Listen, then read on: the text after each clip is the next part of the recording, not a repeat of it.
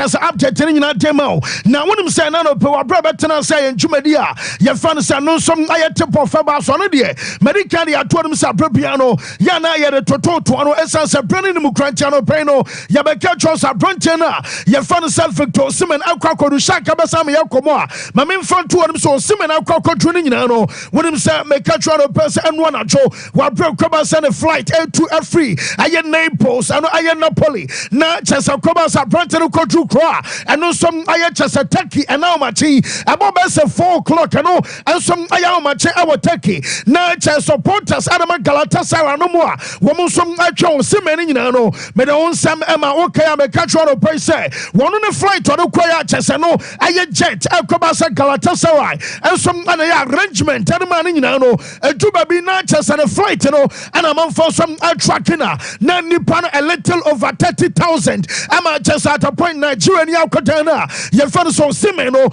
one of some other number one truck, a flighter, not just I know some anam you more control. Now make a try to pay say, now Bobo Cavans at Chelsenum, and it just Omoma Canino, and some others who Eddie at Chanutano pay, yet tell Adamo say, one some Adia Shamsa Kabasabia, yet do Bronya area, now Yamaya Domna Sabia winter, Transama Catano, and some Nabia and I January, or Simeno Paso Cobiano, one of some Nabets in your Fubokua, your father said Galatasaray, and some Aqua, Jamina and Nano pay, I just I latest I won't and say, I brought a sub contract or saying here, when I'm saying Menocas, Udru Italia, report to me, and so must say, what is Shamusa collapse, I'm Akuma could 10, every hour, Nasabia January, transfer market in the beer, Nasabia collapse, I'm Akuma could 10, woman some Akasoma Pena, I was so Omujai, Amon Victor Osimhen, and some Echo, and I'm reporter for Italy, Abanamum, Ukoko Drew, Ayadesa Tekia, Ayadesa Turkish, I'm a report back, and some other search as a clubs, no, and Yamakuma could 10 Ayamakuma could 8, not just 8 and 10 year. I'm saying difference beyond Shinan 2 pa, and I just am Afruso, 8 till for say I 10, and I take you for say, I don't know some I 8 year. When and a Cobas agreement, Saddam is 13 and none of per se, I'm a bonnet flight and a delay, yes, answer, no San Cabia Mache, Besabia Dumiano, Achabesabia Donko, Nanko Simon Abadru, Namums how close now I was a shame, and until I'm out by no one of some delay, yeah, we're about to best at 4 o'clock on my chain, and some our turkey, I'm an old casino, Dominion in Anasa Clubsa, yes, I am Akumaku 8, Dominion saw the Ashim, say you do January, now Kobasa Arsenal, a bar, I was some Omujina Atona Amanuko, and watch Abia Chelsea, a bar, I know some our Somujino, Metis Liverpool Timinum. Woman so I side woman so pe on manager your friend say an slot ayo bia no one should anya Darwin years asa enti ayo Mohamed Salah na bia Luis Diaz so mo de bia Jota nom emo so adia soso enti de menya nyina no say Liverpool team no woman so make enquiries e maybe atwam ama de menya no say contract ni mo no woman de asham say koba say bia January na say what say bia Liverpool team no enso aba I was say Galatasaray ejino amanoko what you Bobokua, your father said Bamuncheno, yes, a brain, and so can a brain, the minim, Sabia Uko 2 Hurricane, and as a way, and I Uko 2 Nanino, and some I part of Aya Clubsa, Womaya Makumaku 8, and I Sabia 10, and Jaminiano Sabino, yes, some audition was Omunania Clubs, Amopa, Yamiarama January, or some Jano Kramanuko, Shaq video name Dema our Twitter, myself for mommy, or run away your cake, I'm saying, and one of my Quebec, sir, a bedroom baby one shot, not just a Napoli for. No, one more Baba Fee Aquadana, your father said Victor Osimhen as I grow. Meno Cassia, a double for the FO, Nanavia, yo, or Dada over to children. Now, Napoli home.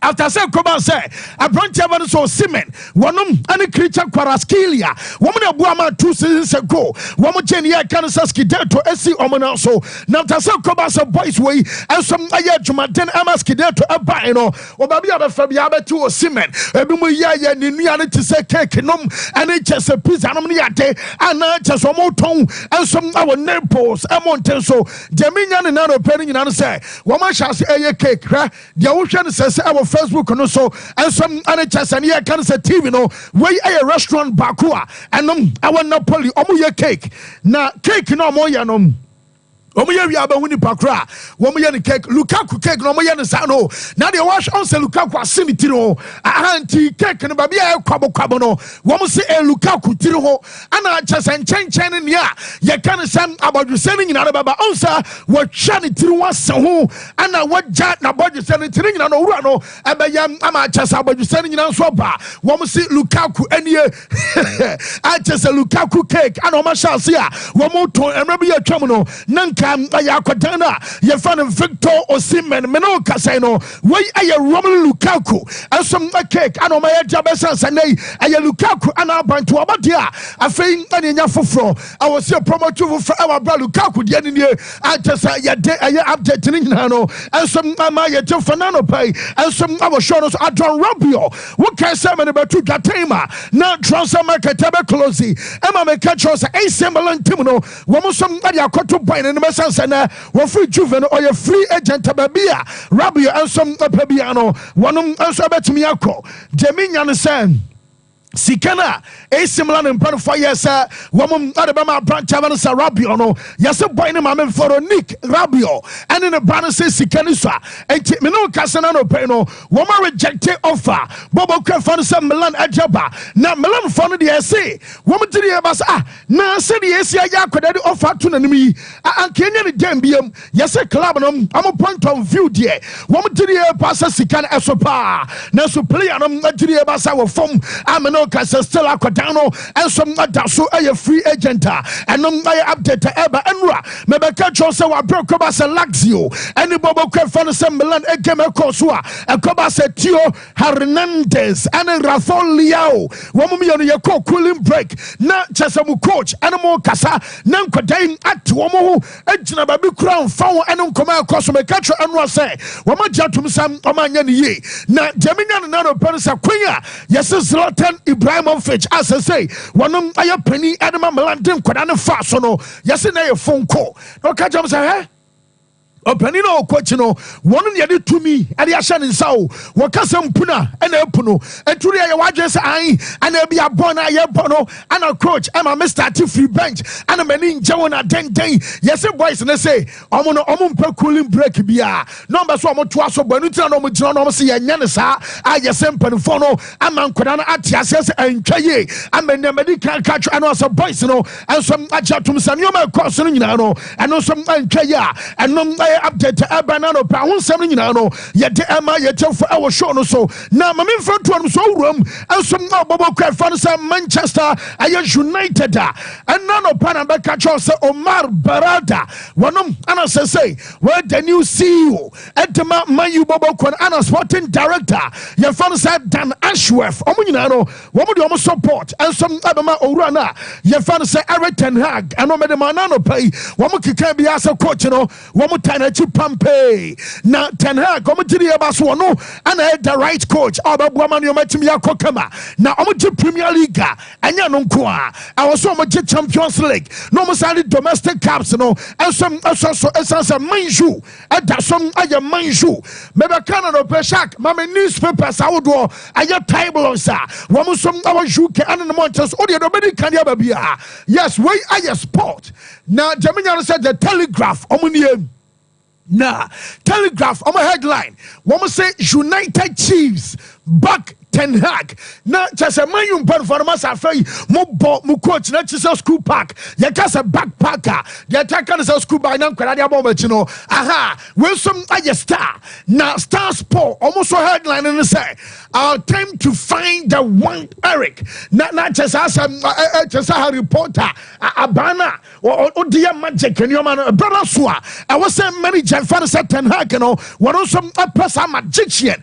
and I say illusionist on my no and no my captioner na just other newspaper so buy once I Daily Mail na mail for no so say we back Eric eto I want just kwashapo we ya man you new full so dem kwaye and a coach ya be permanent before December masa one mo and di bronya one mo be di New Year one mo be di Easter tell them that and tampon what to so when some the sun now the sun for so trying to just Eric's our man na just no one and daso aye penny wonom daso aye the boss ama bobokua ye fa no Man United wa bra we and some the Sun 40 womo some at the buffet we so ye Daily Mirror almost sport now Daily Mirror also say you want to just get him back in the morning. Now just say anyone adjono ekobasa some the ban adjono ekobasa non dudu bakono and now no pay obeda sorry now what is an impanfo no and some atana chipampe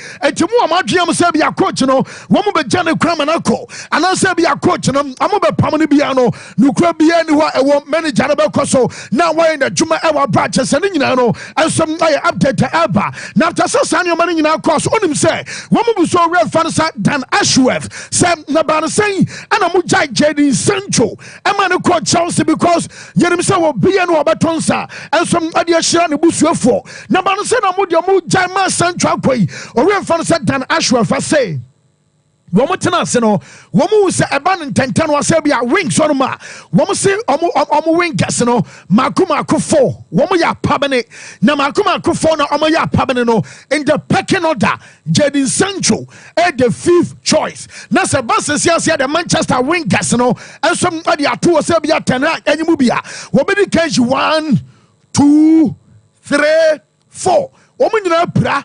And also when you know to Ominiwa and send be a son to your body be a boss and I don't know and some aqua not just one of us what you say Anthony a better Echen Sancho we reference Rashford a better Echen Sancho Amad Diallo Sokao and Alfakodana fans Alejandro Ganacho not just Sankodama Kumakofono when we are Echen Sancho and Untinama when we jump bonus Uncle Chelsea and update about Feshak Mamma Brother say Jason Kounde what to be a man in Manchester coach hey now for credit saying English for no yes Central fan say or fan say Ten Hag or you arrogant nam say I feel baby adwono no nam am fan one channel Jason Kounde any na Jason Kounde say hwe coach no one no nya djuma no nya de o cheche wo kokobo botro can say ama chese wo Liverpool be show me yensa coach awa ba foforo what na league no mu fie makoma yensa nie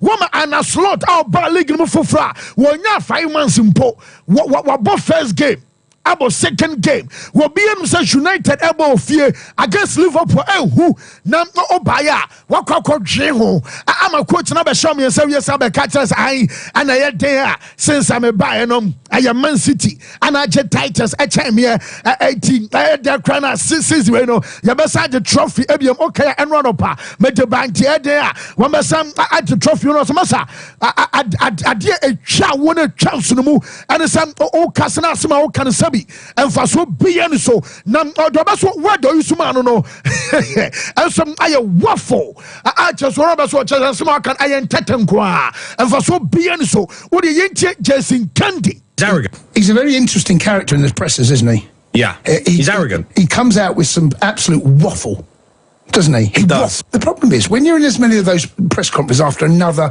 performance that's inept, you get tired of being taken a bit of an idiot. Yeah. Because Ten Hag is... I don't blame him, right? But you've got to expect that people aren't going to sit there and listen to waffle. But the truth is, Ten Hag waffles after a game. And the journos are sitting there and they're thinking, you're taking me for a mug, mate. I ain't going to have it no more. Yeah. You've got to answer some serious questions. Don't keep mentioning the cups. It's always a good thing to win a trophy. It's never a bad thing. No. When you're finishing 8th in the Premier League, that's a bad thing. Yeah. And that's where your bread and butter is. Yeah. I see Van Gaal got sacked for winning a cup. Yeah. That doesn't keep you in a job. At a top Not job, Man United. It doesn't keep you in a job. I think Kenny Dalglish might have got sacked after winning a cup or something. You know, it's all about it's all about Champions League and Premier League. Yeah. You've got to be muscling in, at least competing for the title. And I'm not convinced it's only his fault, by the way. No. He's the one that's going to take the can. But don't give waffle. Fair? Yes, and no, I am small red fan say Jason Kounde Massa. Woman ya brewo te say bakono kraso kaso ruano says we arrogant. Our brain no ya chase wesa. Woman describe a United manager wa bra won sema wo kan nyina no aye waffle na chase asema wo kan sabi.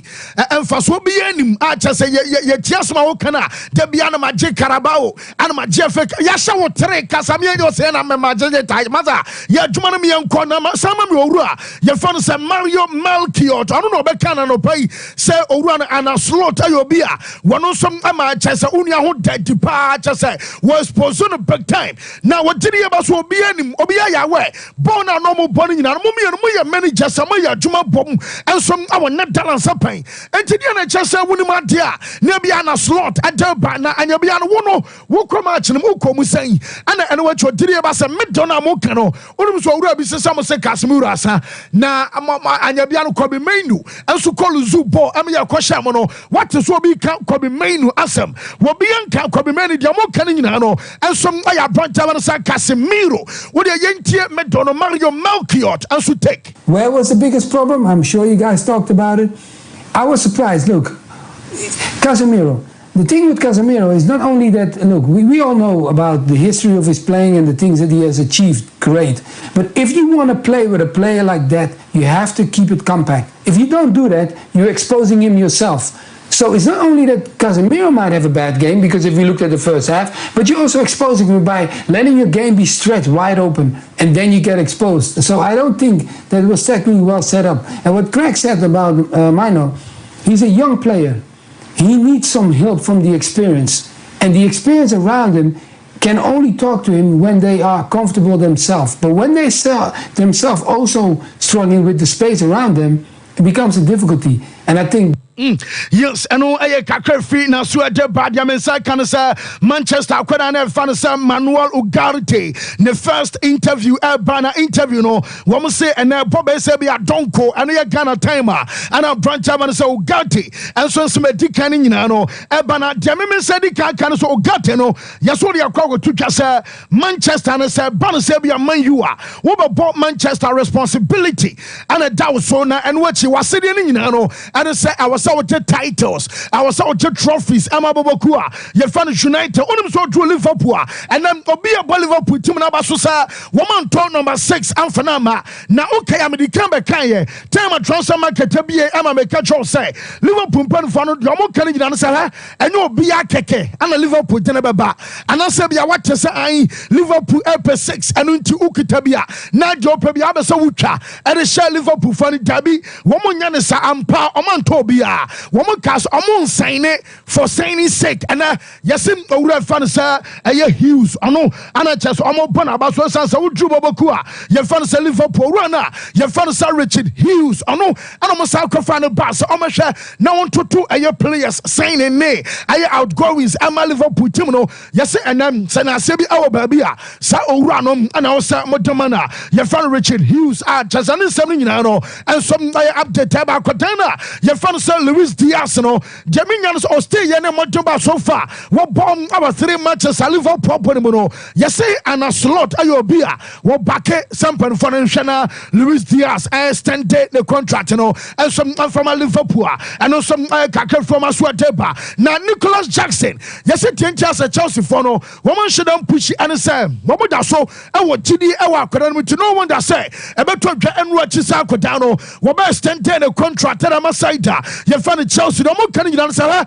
what be our Premier League no for nam all struggle yes on ya there was send a fine kosi hini adini nyina no ya ba be wie aye last season e ka 5 Premier League matches Nicholas Jackson I shall 4 goals. I assist in a backo. That's a goal contribution 5 in 5 games. And I started this season. Jackson, you about 3 games. Boynum, I shall 2 goals. Why you assist in a backo? I didn't just acranasa. Now I'm to the about Anchabiano. I don't know about Fafta Senra. I come out Angelo Gabriel. One more tonum. I don't know quite Saudi Arabia. No, Jaminian Sunday Chelsea for almost spent day. £208 million. Namum almost was signed Yasika and also Sompa £188.9 million. No wonder Sanaya will come at the best. I am selling club. One some other start tagging Bokua. Your fan said Chelsea. Young co I France on camp and what timer about some I was a boys in a bar and some our club fontaine. The camera Marcus to ram. Now Jules Kounde the Osimhen can answer bra. Chasenwa at scared to be pound ya share and then Chasen probably top of said on my German some gra and you couldn't Madam, when I now one friend come on to be ground to now. now the Jules Kounde crown I attract Mammy Abrantavan say Marcus Thuram and what Thuram Ebanon. When I near in Crampino, okay, say shut to be Banom's own Crampan Crama skeleton. Aha, na Marcus Thuram, Jandiaminian Serenum, I a designer. Now, when I have found some letters, now some found some letters, almost skeleton jacket, you know, I have $1,350. Now, say 21,125 Ghana. Teresi kind of 211 million. Na anope ya bag we need you but one on the ashi jacket. Na omo dia na de ba kukran so say jacket no. E betu ba say wa hye ne enrai. Wa kra on hye biem na chese wi ase akona wi ye. A chese 21,211 million enkane ensom asika. Mame ne shows no. Down no, you say I come to Gasson. Now come to Gasson no, and no some I 1,750 Ghana. $50 mom. Now just I 27,399 Ghana. Almost I 27,400. Now so 274 million. And ni keke. And I just want to toy. Mamma sneakers no, and some Rick Owens. You can Rick Owens one sneakers and you $215 and you 19,012 Ghana. 190 million Masam Drew Morocco away. I'm some one you cry by 120 130.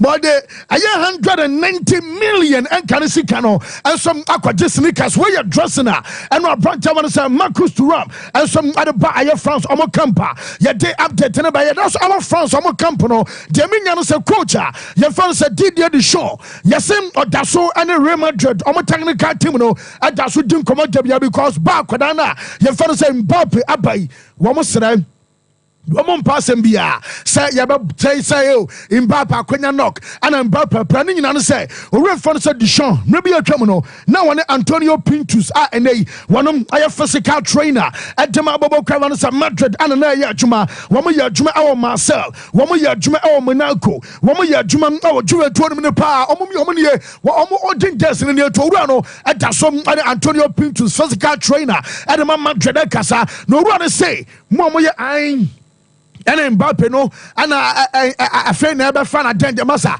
won't perceive your best shiny.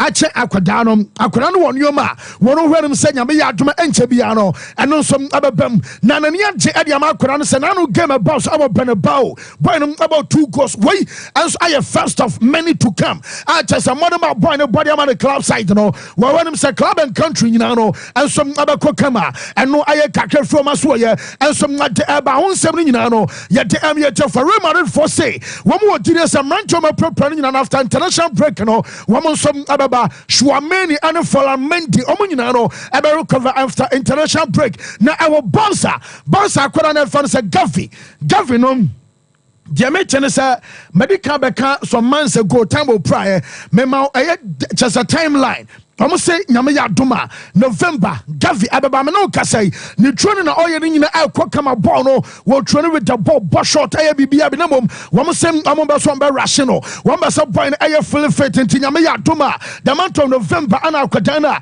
ye fan say Gavi Ababa Deco ye say o say ono amanfo nim aye odo owo adema ho la porta na until say bia la porta presidency Ababa na wie ye wono Deco enya la porta muda enti sa kwatu oba bisi ase bia obekwa nukura bia nim obeste no akoso ya adwuma no enso adama bouncer yenko Spain ekam akodana ye fan say Nico Williams and Lamine Jamal ahanka bia nkoma ya aka adem ne say wo na chesa mo camp e wa Euros o ka twa ne say obeba nyame ya doma aye basa samani mo ana o ka say time transfers no cost no mebeka sam mate sia akoda no betimi stay one more season our beba ampako wiase no agie nyina suru ya akoda no stay here na Nico Williams take you to aya na I just so me boy na chesa menu aketwa ensom ane chesa akoda yi enti ba bia ba hu akoda no bia no ohu aya yama ohu Nico wase my son enom aye poster abrancha man say Nico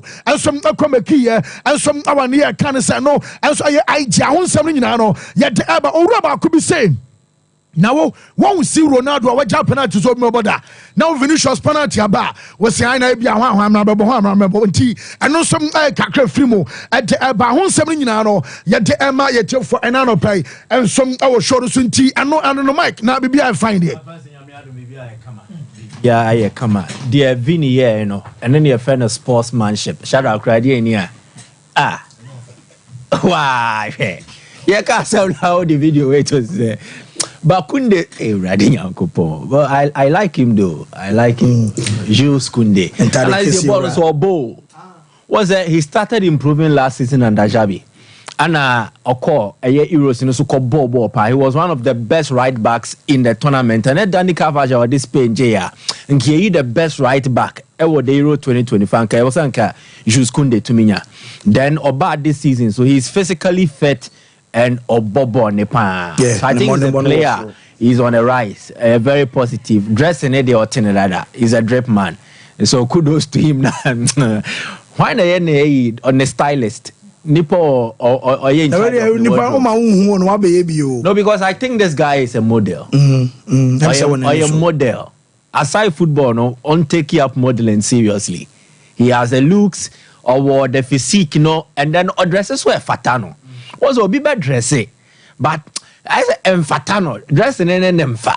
But where then there or a fine boy or sikano or no dresses were fatano. I know our platforms were otona yeto obo basa obo the French national team. Definitely modeling will also a idea he was cut for it. He's a natural. When I call box, I say it's a natural. I say boxing is a natural. Oh, okay. Also, money ba boxing that. And the blows now wash. No, say it's a natural. You want to get cutters? My friend, you think boxing is a joke? Oh, yeah, Clotte. Joshua Clotte. To start with, I think it's Enchiobia, and I have this interesting storyline to give, an insight. How Abdulaziz Kopiemo Basa Yaba the second round now local session no the there's a deep, beautiful storyline and how Juan Laporta played a role. Yeah, me catch a wow baby when was a make I say wow. So me catch a wow baby when so Yaba local na become, but you see Victor Osimhen you say baby or do no. When there is no love at Napoli, he will not enjoy peace. On them chrome crowd will be at what the abono. And the Neapolitans, they are wild. These are people who once upon a time fell in love, madly in love with Victor Osimhen. And they believe that what Osimhen contributed on the pitch for them demonstrated his commitment and loyalty to the club. Now, events are happen during the ended transfer window. Actually, almost said no. Say no, Osimhen no way. Now he doesn't really love us. Isn't it? Rebecca say the Neapolitans are still in love with Diego Maradona. They have not forgotten him, but with Victor Osimhen, they will forget him, and the forgetful period, it will be quick because of Romelu Lukaku. And then Nahibian also must start Lukaku. It's because Neapolitans have wiped the name Osimhen from their heart. Omure fino. But you baby now ko baby because Krona Doswa. And this is now and in Turkey, the kind of love and affection he felt in Naples will be felt all the same too in Istanbul, Turkey to be precise. Turkey for they are footy mad people. There's a Bodama football, so they love the game. And if you play for any of the big clubs in Turkey, Fenerbahce, Besiktas, Galatasaray, so fancy, you have won over the city. They will fall in love with you. Or the Ghana players no more taking no more explaining financial. For instance, or gets info, get him to explain to you how it feels to play in Turkey and feel loved. They would tell you, say, basically, send your chronicity, send your club nicity, any a more a yet in my for nicity. If you play and you play well, Although the so Osimhen is losing love in Naples, but he will find love in Istanbul, and it's because if he goes to Galatasaray, no she goes no more boa and more retaining the championship now, because now the rivals of Galatasaray have strengthened. Fenerbahce de Mourinho aba, ano where in Jeku, ano wakofa eye Morocco nibo ya no wasebi, Edina Sanso abeka. So and the Syria Bekanjeko, so they've improved their firepower. Oko Besiktas, Ciro Immobile, I joined you from Lazio. And now Rafa Silva no Benfica, and I can't also enjoy Portugal national team because of Ronaldo. No, honestly, so their rivals have strengthened, and they think the Osimhen transfer, it gives them the extra edge, because what they did was that they only added in terms of attacking. On what they Michi Batshuayi.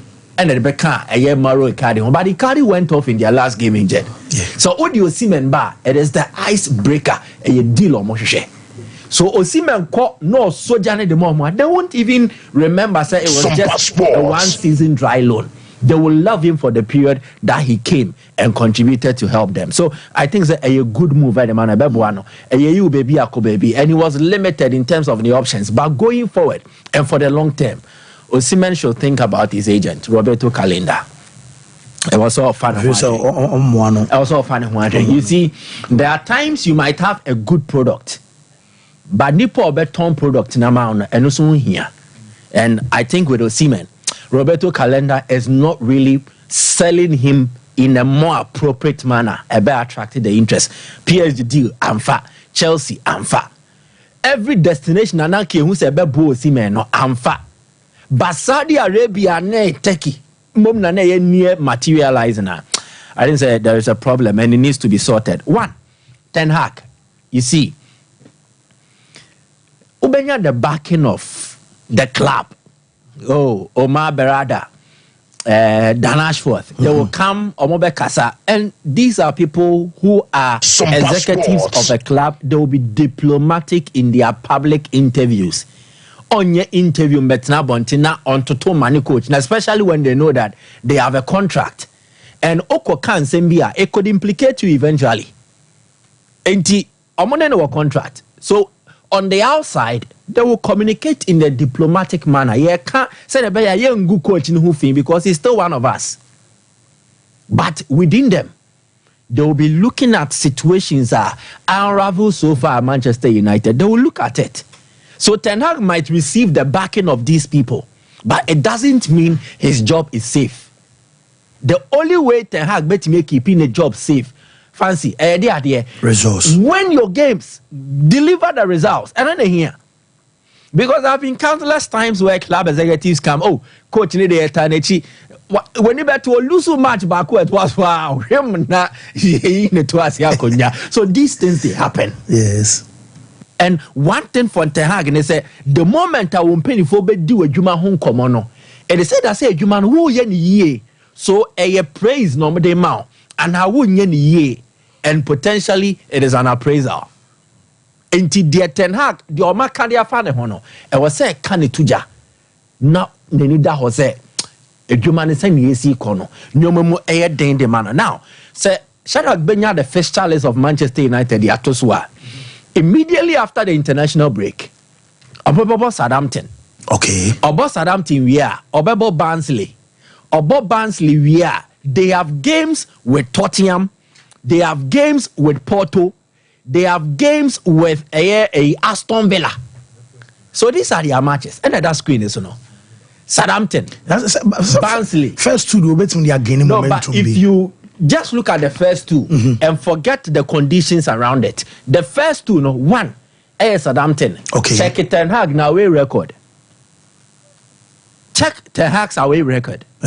If there is one record that what Ten Hag will United away count.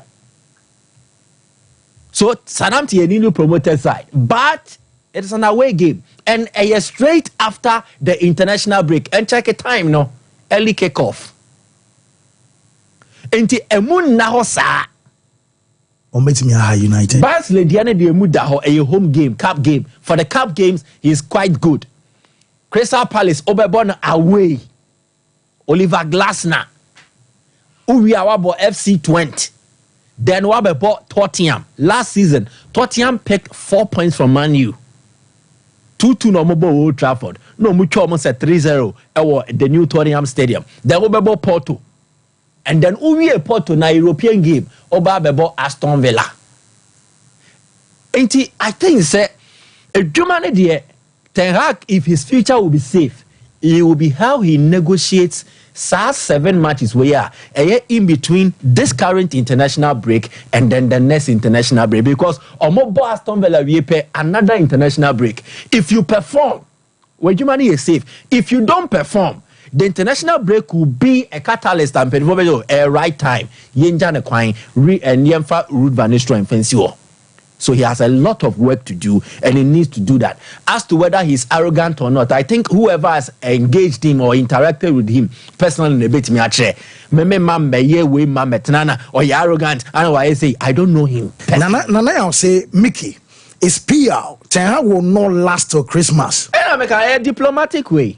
If he doesn't, 7 games now, if he does not improve results, come on, fancy. These are investors.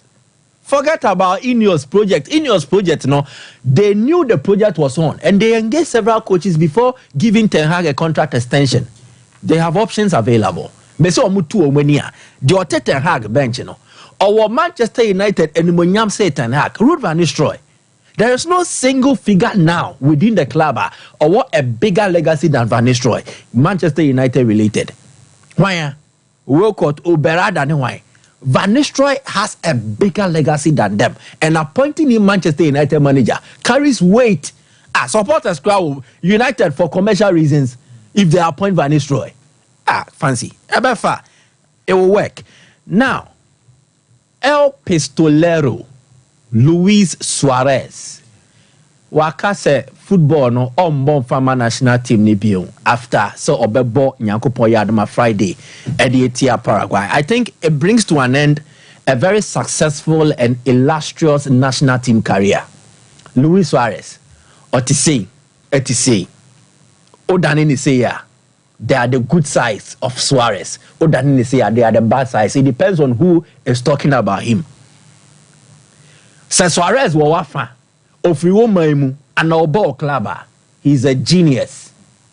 So over the other side, nasa wo na team Elboetiana, he's a crazy guy. So it depending on the oldest Suarez home Sompa Sports, you have different things to say. But I think he's a fantastic human being and then an excellent player. Uruguay delivered Yamae. Fancy. The records Nini started playing for the Uruguayan national team from 2007. Obeje decided the first game of Uruguay no red card. Suarez first game, then even as a 19-year-old, Suarez bought the first game for Uruguay and attracted 2 yellow cards. But he did not end there. He is retiring as Uruguay's all-time top scorer. And no more Obi Tunis over 69 goals in 142 appearances. Obenya the 143rd appearance this Friday. 69 goals now, Washington. The closest to him is Diego Forlan. Forlan according to me share 50 goals in Paul. And Forlan is retired. So clearly, it looks like was cemented that top scorer status at the tour for the Uruguayan national team. Then again, he won them the Copa America in 2011. And it was Uruguay's first Copa America since 1995.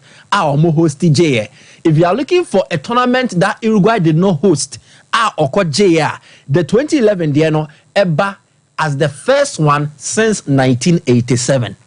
87 they won the Copa America in Argentina. 2011 they won the Copa America in Argentina, and it was an Uruguay team where Luis Suarez was a key figure in there, playing alongside Diego Forlan.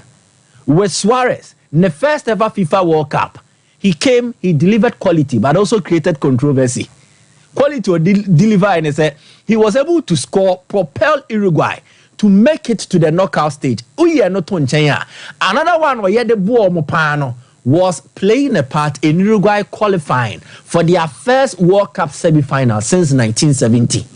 Uruguay, the pioneers of the FIFA World Cup. The first edition, but Emreni Konenim tournament necessano, they were missing out on the FIFA World Cup. 54 they made the semi-final. 70 number making semi-final. Beyond since then, they had never made it to the last 4 of the FIFA World Cup until Luis Suarez showed up. Diana Suarez here, Buama Uruguay qualifier. He denied Ghana goal line handball situation. Or the name say you boy a question that move. It gave Uruguay something they had lacked. It denied Ghana something we didn't have. And Ghana Koya, Kebe the first for an African country.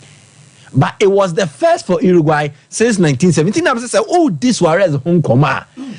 Wow, ya ni mamuni. And now our ball club dano. Obe didn't once dance here heavy. Why could you? I should say, "Oh, your phone lines are free. Ghana for you now, free about Suarez. Don't want none the best of pardon." So he's a crazy genius that football gave us, and I was glad. Some share so Obo Ediama Uruguay national team. No, okay. Very very happy retirement from international football. Whoa. Me that say Mike, me that say man say Kwame America or UK the aba say now that Gary Southgate will feel the say Ten Hag bet me akọ. As Brentwell. Aye ne nadam papa ne Whoa. Mate me that say me brought also but quick. Kulun Ghana Limited almost say a drone a hunchu capsules and no prostate enlargement to your bema bomodian so be pebi anom obe bon ho ban ana fe bema odwonso awote so bema eya oya emu hyehyɛ oni nyina na beko Mr. Q no eya bema withdraw from personal reasons just a premature ejaculation low sperm count no eno nso ebejai araba bazen tablet eya medro tatahwe menua ba pebi enom eno na beboa ma menstrual disorders and it pains no and nso ebe jaman yoma ye friend e jama oba wobenya tenkawo fro at de e won pema drono eye araba bazen tablet pharmaceutical shops and herbal shops ni nyina mo no eye 0244 275429 now on mpanyfo no enkasa apostle fancy the same na we adom na so well Mike Kamba Galatasaray I mean all the stadiums Sompa Sports Galatasaray stadium. It's underground and fans, you know, so the pitch underground and the fans was wow. Now you play no share go where Maza. It's a wonderful place to Maza. Every city is numbered, so if you can't go and sit anywhere, look a stadium like underground, so beautiful. Well structure. I think 2000s, early 2000s. I'm say welcome to hell. Maza. Passionate fans. They do from the blast of to the end of the game. And because of their stadium, so the then they pass through the underground. So fans was the fans through PE. Maza, don't go there. This stadium is a wonderful stadium to be. Wonderful stadium. Yes. We are player. We are there. You feel the chant. And naturally, we are passionate people about football. We are passionate, but very passionate. You go to Besiktas. We are more rowdy than we are rowdy. They are very rowdy than we are no nonsense. But if you go here, go to this country, the most respected Ghanaian player ever is Stephen Appiah. Wow. Yeah. They hold him high esteem. Or you're big. Big means big. And then Cromwell ball top class. And they invite him to come and analyze on their TV. That's big pa. Oh, those from Ghana. So you know Stephen Appiah? You know Stephen Appiah? Apostle Asma come on say Ibrahim Musa de Bawa say Stephen Appiah. Every Turkish knows him. Me say I just say yes, you say I've been there. I've been there twice. It's big. He's a big guy. Big, well celebrated award. Thank you. Fenerbahce. No. Right, so this week, a lot of AFCON qualifiers. Ghana, our game against Angola is a difficult game. We need to be careful. Very difficult game. Me can't say group we when the draws, me that say a group tricky. So we should be careful. We should not take any game for granted. We need to play above ourselves to be able to beat Angola. Now, Algeria is playing Equatorial Guinea. So this week, I'll be doing the preview of some of the key games. Algeria, any Equatorial Guinea airball. Now, under normal circumstances, you expect that Algeria, with the quality they have, they will be able to beat Equatorial Guinea. But Algeria go through a different transformation stage. What they are saying? The Algerian team that won the world, the AFCON, 2019, goal by Baghdad Bounedjah, winning goal. Now, on Sompa AFCON 2021 is here. They were last in a group of Sompa Sports. Ivory Coast, Equatorial Guinea, even Sierra Leone. Do you understand me? They were last. They came to this AFCON again. Burkina Faso, Angola top the group. Burkina Faso at the second. Near ya any match we. Mauritania, Mohamed Amin Yulia, go no. Mauritania, Algeria. Mauritania, to me, Algeria qualifier. This was a nation I winning 2019, 5 years ago, I winning AFCON. But because, take it or leave it, they are not the team of yesteryears, or more a lot of quality players are. The transition can be smooth. One of the reasons why Osha, Team JS Kabili, Ewini, CAF champion for the second time, the next time came USM was way back 2015. Now Etienne by 2014. So because of that, even the club level of minor in terms of African competition, they are even struggling until USM urges Eddie Nyam Bromo by beating young Africans. So they are here. Now this team is going through transitions. And Osha one, the coach Vladimir Pekic, Petrovic, the Boston Abarabe take you from Jamel Belmadi, or winning cup no more. You will see that in 2019, I'm watching beautiful things. Well, that's good shots. Into that Baghdad Bunaja in your shot. Minimum make a good shot, minimum baby Osha. Now, in 2019, Osha had the back four. Goalkeeper Rising Boy, the top class goalkeeper for the tournament, exceptional goalkeeper. Huge, difficult to beat, good judgment, brilliant reflex, shot stopper. He's out. Now, Anthony Madrid take over Airbread to the extent that this call up, they have to go and bring Alexander Ukija from retirement again. Because on trustee, on trustee Anthony Mandria. Now, secondly, Osha, you realize that Rami Benzema, our ball left back, he's not been called, and this is not the first time he's not been called because the form confirm. Then Jamal Bellamri, our Isa Mandi ball center back pair. If you look at the current call-up, no. Apart from Yusuf Aite. So clearly, we say, Omu in a transition phase. So the entire back for the goalkeeper, you only have one. Even the goalkeeper is not that reliable. What Sofiane Feghouli will give you, none of the players in the team currently will have. None. What Adlen Gedera will give you, none. Until yes, you have Hakan Boudaoui. He was part of 2019. He was not a regular because Sofiane Feghouli Mohono. Now, Rami Zerouki, he's not been consistent. The most reliable person, but for a pra, has been Ishmael Benassa.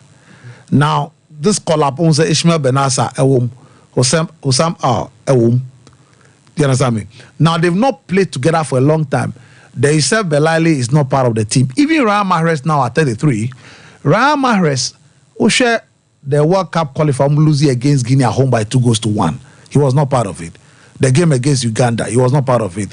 The friendlies they played against South Africa and then Bolivia, he was not part. So for a long time, Afena, coach, Asan Ferraman, I call him Raman at 33. Nature say you have a problem. Problem, no, apart from Baghdad Bunajad, he is not having the supply Yusuf Belaili will give him. They don't have the quality that Yassin Brahimi and Islam Slimani, who is 34, 36 now, Omuntimi, free bench, but the additional depth of quality. When they come in, they don't have much of a problem, they don't have. Another Munas who come and do what Yusuf Belaili will do for you. They don't have that quality. Now, they have new guys. So, coach, Afena, he's getting used to even the new guys and putting them together. Amin Gurimo, Mohamed Murad, what they will give you, this place will give you, they don't. It will take them time, almost unbrainy. So today, when Algeria, the Des was a ball homer, you are not too sure the scoreline about the match because the consistent quality, they don't have it. Now, Equatorial Guinea, Sompa Sports. I always call them a surprise. AFCON. When they drop the champions by 4-0. Equatorial Guinea. They're delightful size of ball, no toss one, no more. They are wonderful to watch. But Emiliano Insue, the captain is on there, the magic, the talisman, everything. The FIFA ban on him. Now, for the first time, they are going to struggle with that. 60% of the game is about him. So Sompa show, almost show his leadership on the field. Yes, that Jesus Ivono. They have a good goalkeeper, Ivono. Now, one of the things that's going to happen is, as we speak today, Algeria, Mohamed Amin Tougai, Zelandin Belaid, a new centre back pair.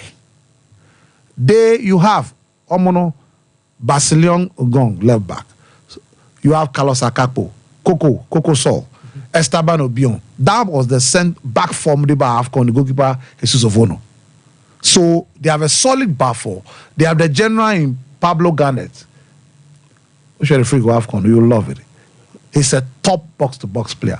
Zoje Manchin, Yannick Baila, that was the excellent three. The only problem, Ivan Salvador will do a fantastic, Josete Miranda. The only problem they will create, but the problem is who scores. Oscar Sola is not a good finisher. None of the players in the team is a good finisher. The only good finisher is Emiliano Nsue. That is the only problem with Equatorial Guinea, because Equatorial Guinea and Tunisia in the World Cup qualifier, Tunisia, it had to take Ali Ben Romdani penalty. So they play so well from defense and then midfield.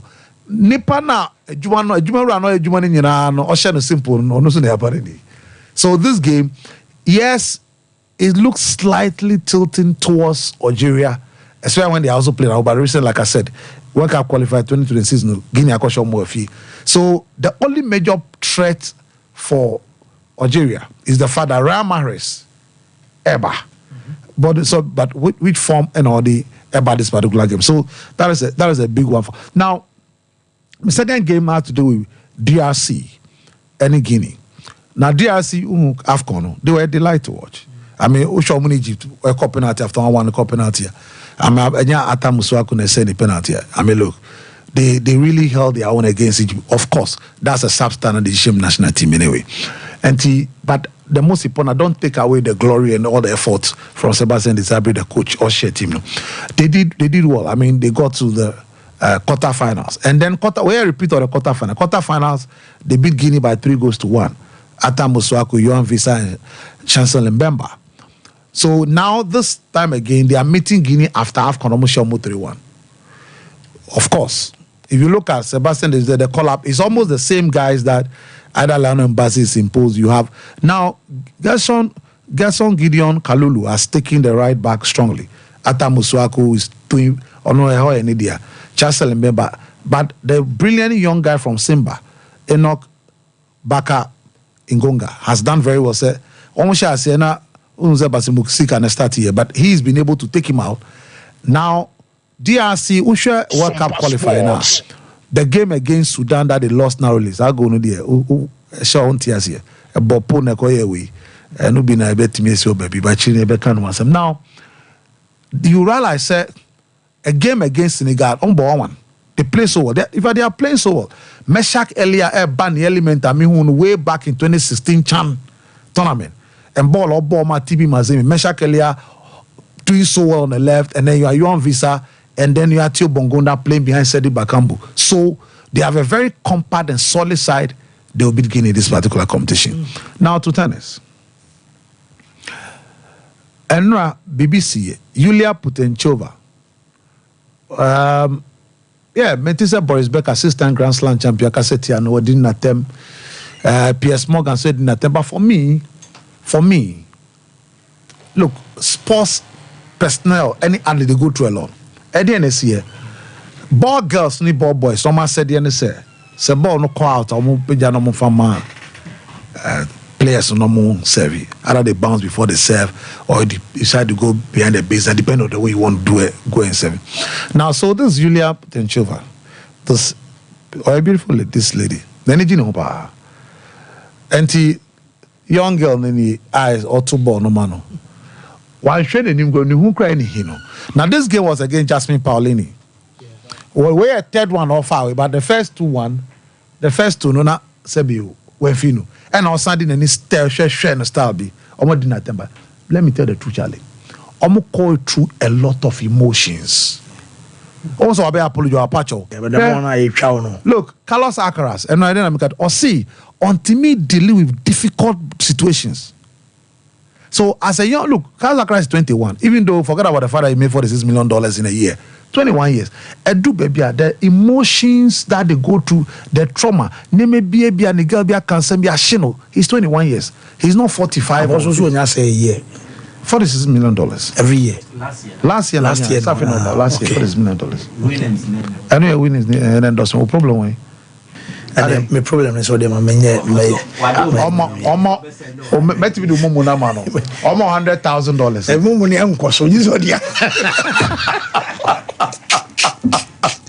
I was almost sending more for my pio.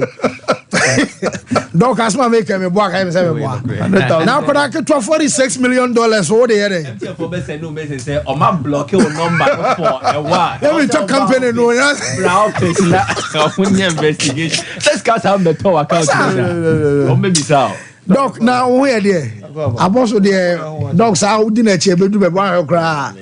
Obey because Obos Canadian could get 21 years. That's all publish we won't publish we 3,000. Doc I'm so many whom mobile. What you're a gentleman dental clinic and in common enough fee and twice we here orally. I have very necessary doc. Mamma Samoa Quabe. You mominia. Are you watch it? Yeah, and okay. For those one. Well, who's I said now last week in I and Takra Day. Nice. And near flower. Nice. Wow. Doc Yinsiwe. You made that see me. I'm a 4 years sooner, Machia, wife for you and what tea for you on all the social media platform. A gentleman dental clinic, gentleman Sompa say, gentleman that say, man, I just say, a sin was and I yebeka. I say, ye can't a sin near num a wasem Sudan, gentleman dental clinic. Gentleman, your hosi BCC or sen or yabo a sen hobine. Said the IAB and I say BB Atochima I was sen hobiano, gentleman everywhere amount a senasai a sin in a demo.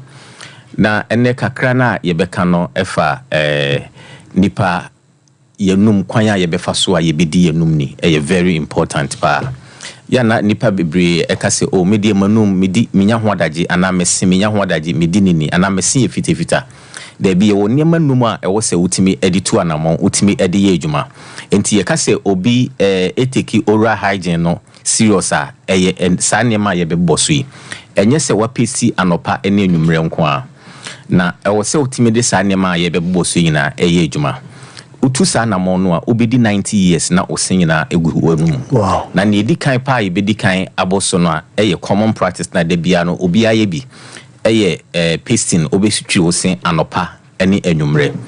Na ye twitwi yesen anopa ne anwumre no e se make sure say yen san fa problem for from fa mayese no eno ntine time no ehia. Time ben ye stay in or the pasty osen no. Say utwitwi osen a ni kwan say o spend above 3 minutes. Okay. 5 to 6 minutes. Been quite me 10 minutes. No, that's what you know. We pre-count and brush and that is correct. A basa no over brushing and also so a bit me a cause problem. Edia matiti no. Brushing a bit me a tra a senase a moya problem be a furnace cervical abrasion and I say abrasive teeth. A basa bema was seno afen femo. A free brush and also so a bit me a to a senaso and I say bema was senaso you're rough. Once all do catch a macan a senaso very smooth.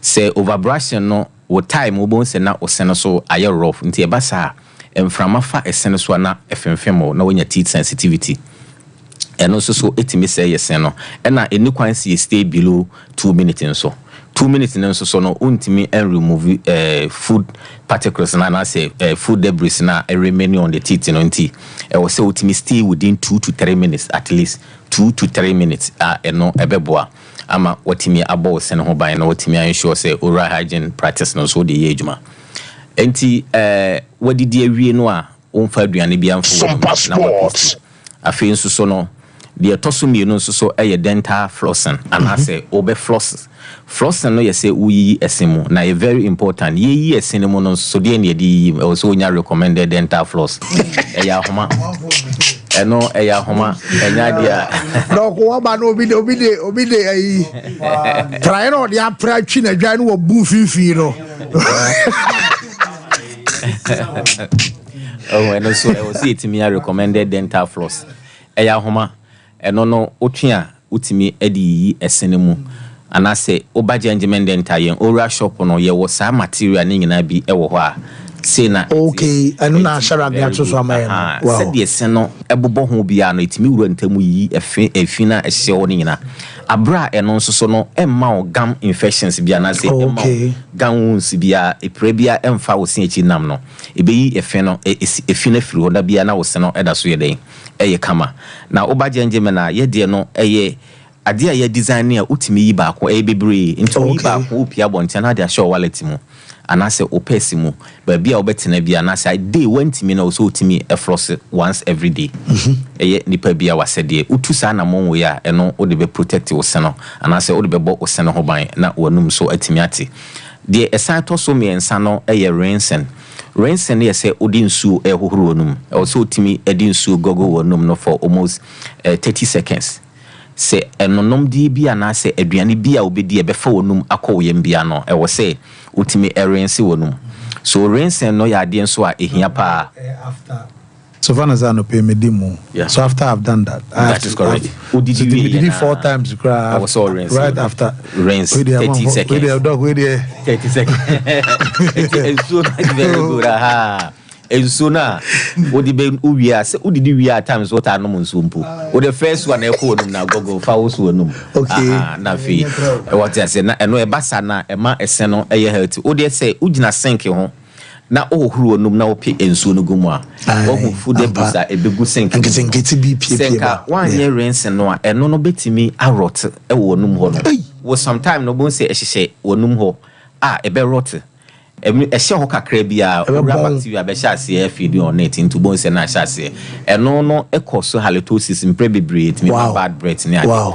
eno nti we obi a otaye sa na bone say sa problem ni na be free ho na do ko bi mu twa bi wie kro mo nsa horo mo no enti rinse so ya o se anonom de ene aduane bi abedi bia no wie so horo o se otimi na wa mie mu awie horo wa no drink bia one say most of the drink no contain sugar and na oral bacteria na say enum ho de ade a emboa e wo yenum ho kra ye sugar de sweet eno de yenum de e basa na de bia no e ma problem some passports ice spice in this way abochi ni way no eno ti kra ni here say was otimi ne na ba de bia o we no we are no worries de bia na e kama na wa floss so de be hye osinu nti e so otimi floss no on chen all the time I no so e bo apa and na ne to so ennan na so no e scaling and polishing na scaling and polishing no eno no de ya namo a eno de je se utuko ho dentist na ukọ dental clinic a yeto yembo ase abefo kwan so ene professional ene beto no bo ase de machine a clean esenu mu ene osi achi nam no ene wonum nyina obon se ye wade bi se toothpicks place ni yellow ni green be ya na ahyehye senentem se ebi de ye CV ekura no a ebe ye calculus no obon se na achi esenu denden e basa etimi ma wosene ye mobile te se de pese etu no enso entimi enye de entu because esene ye na adwen se etu ye calculus no na achi sen no awewe enam no na amana ye mobile enti nipa bebre ye wo sa problem no bon se etimi ma wosene balance bon se na achia the position no ebia konanim ye calculus anase toothpaste na e course sa but on twen e masa de ne manti no e wo se every 6 months bia no utimi tu anamo e ko dental clinic okwa na yaye cleaning no e dia ma eno so sign prevent cavities kaka na esan so eyi problem a yefe na halitosis enumka esan free ho enti cleaning de nipa bia wo de aduane fa wonum ekọ yem bia no which every woman be no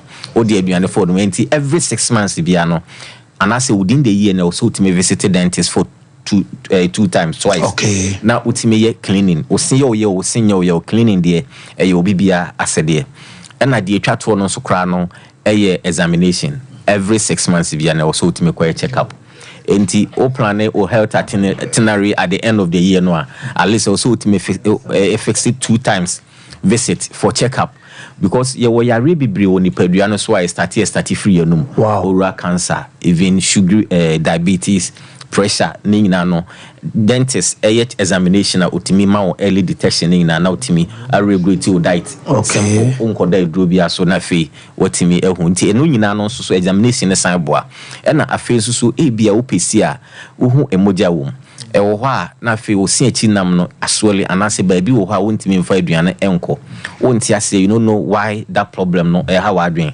ɛno no nyina no hwehwɛmu no betimi akyerɛ sɛ we ne kofa ba anase ebia wo brush anase wo paste na wo use no embo da bia enya kwanya sia na yetu atie fofo se paste no emfa ne bo no emfa use se we ne board se we bo efo ana we bo edinti ana me belongs to this class let me use this paste ebasa no a embo e wo se wo hu de enti a o twitwiri wo sen ana de enti a o paste emfa so ben e wo se wo sen etimi eden eni kwan se wo hu blood wo enti wo paste na wo to ahuro no to na wo hu blood e wo emoja e wo mu a wo timi se paste na o use no embo wow eno nti examination betimi a kire se wo gam no strength na ne wo sena ho de nti na ana se problem na wo bit set sensitivity e wo se wo timi nya sensitivity paste ana paste a specific for teeth sensitive na wa use na eno ho ato afi wo sena so e bia e discolor utwitwi wo sen da bia nso so no da bia eye kokko eno nso so no examination beti ma kire se e bia wo leptin na cafe na wono mon ka se ja no but use straw na fa no afi so ta use whitening paste eno nso so be bright utiti no amada bia aye nice eno ya ade ya na ehia pa sa ne ma ye bobo so yi no enyi ba akokora mfirim se wo pese di Sompa sports na obedu 30 years 90 years na wo sing na egu onu ma ba akokora ntofo mo a obe paste anopa na enwumre obe stay within 2 minutes 2 to 3 minutes warensi wonum wo mre ko a bibia be fa wonum na afi wa floss no ye se wo yi wo simu eno nso so ehia na every 6 months bia no be kwa dental check up at the friend examination no na wasan so aye cleaning aye no scaling and polishing no utu sa na mo ya obedi 80 years 90 years na wo sing na gu onu ma ba akokora nye den entofom eni ba bia se wo nyina e wo se wo sin tutu ya na mo a e wo se etu ni na yentu no eno ne ma oduru mpani mfi so wo sa se enya sa problem no nti eni ho se wo nyina e wo se wo sin den etutu nti wo free samre ya obenyine no do sing na beko okrachi nti eyade a ehia pa gentleman dental ye chi akwan ye yira kwan ye Kumasi Abrepo Junction uduru Abrepo Junction na total filling station echipe ho na gentleman ye ho anase ebia wotika mu oduru nkran gentleman ye ho kofo yudua ye ho se kura de eye de kura ne say on the 16th so on say gentleman de da bia na ye sign people back to the society on the 16th to 21st edwamfo ma e wo kofo yudua central market ho nyina no ye scaling and polishing na ye ka ho ase any examination ye ya mo bibia free ye de na wotwe na asi ho uwura ho a ye be wohoro num assign ama free consultation ya sign ye check up no so de ama free e wo kofo yudua 16th to 21st enche Kumasi de enso so be ba da bia no ba bia ye wo bia no enye sika no na ehia ye mo ba amanfo apomoden and as corporate social responsibility in society I will say you need to give back to the society oba health dia you say o health no ene hia first sana sikasem ayeden abom enti obi a ye ne ye clinic no so kra no Koforidua Central Police Station ho okay ye nya akwanya ensom omoda ye ne omo so nete ho da bia obi besi Koforidua omo na ma direction enti ye start wo environment na ye wo enti edwamfo e wo Central Police Station ho nyina wa ubewura ho from 16th bia no ye hwe osene ye cleaning ne dia ma free ya san ye check up no dia ma ana obetima frɛ nso so for enquiry 055 990 65 88 055 913 95 82 there be a doctor wa homa no so ofra ba bia obi aba be fa wo doc yate yada se Monica sa Gentleman Dental Clinic eno no monko Koforidua ma mo Central Market or Eastern Region so mate mon kai bono until on the 16th I got 21st time say mo so modiano no for free nti eno no yes ye dan oba se be ye ba pa ye ba fie Black Stars and so ejina akono yenkomra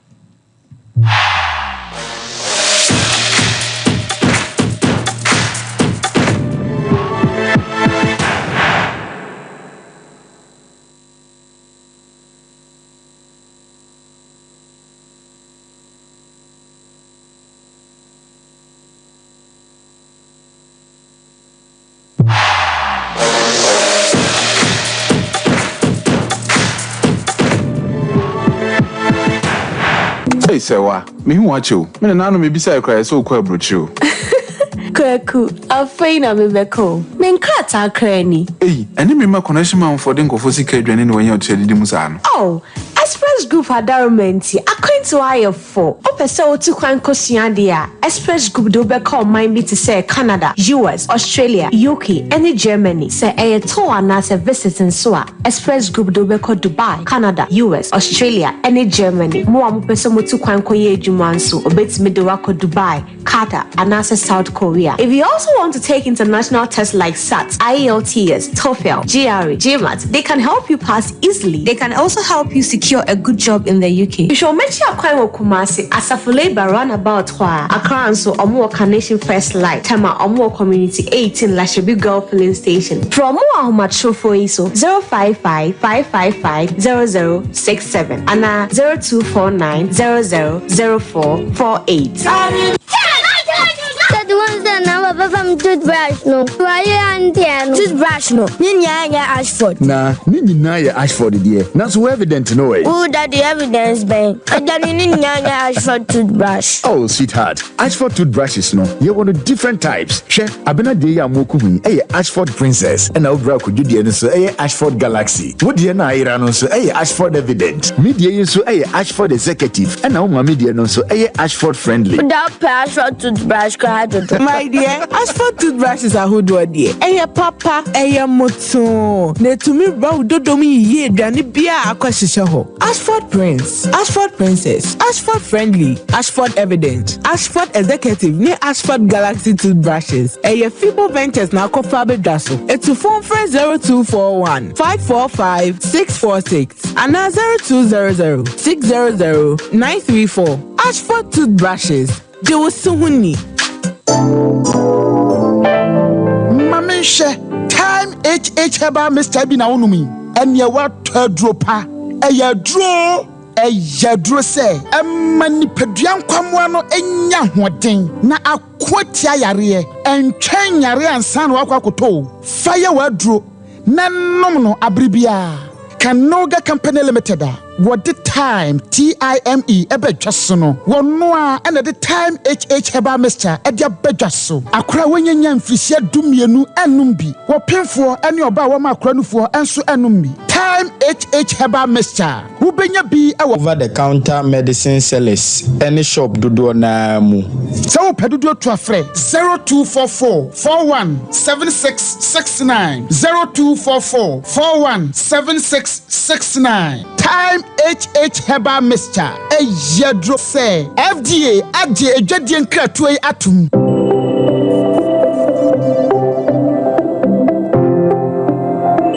Rise and shine with Yas toothpaste and Yas toothbrush. Start today off right by grabbing your Yas toothbrush and squeeze a refreshing dab of Yas toothpaste on it. With its soft bristles, the Yas toothbrush gently cleans your teeth and gums, giving you a comfortable brushing experience.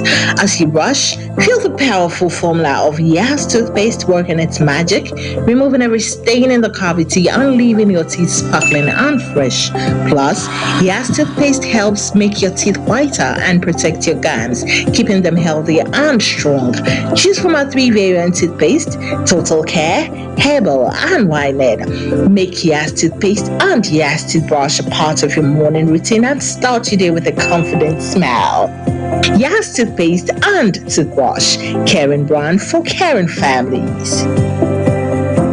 Mama baba gentleman dental clinic yedumadi ayedi ane say yebesiesie wosen na yabo wosen ho ban ama wonum enso ate anase wosen animonyam so afa ntuma pa efi wo fixed one no anase ayeta frɛ no permanent one no eno nso so yesi a untimi entu bi eno ene frɛ no PFM bridge anase PFM crown afei yesan eye cleaning services oba ye profession mu na ye frɛ no scaling and polishing se ebia enema bi ahyehyehye esen mu se bi wo kasa etimi mapampan ene ade ebamu no oba gentleman dental ye ni nyina bi ewo ho gentleman dental clinic ye wo Koforidua Central Police Station enchen ho na wodru enkan so a ye wo nungwa na atomic down do me kwa benya runabout no so ho na wodru takwade pipe ano traffic light na ewo pipe ano ho ye ne OGN bank na wo the same premises na kachiman so ye wo magazine market kwan no so wa anase opposite AY Ahmed na Udru Kumasi Abrepo Junction Total Filling Station wa traffic light na anihwe G runabout no wo free Total Filling Station na ya bron sign no na edi ho ye adwuma free eda joada kopem eda memeda wetimi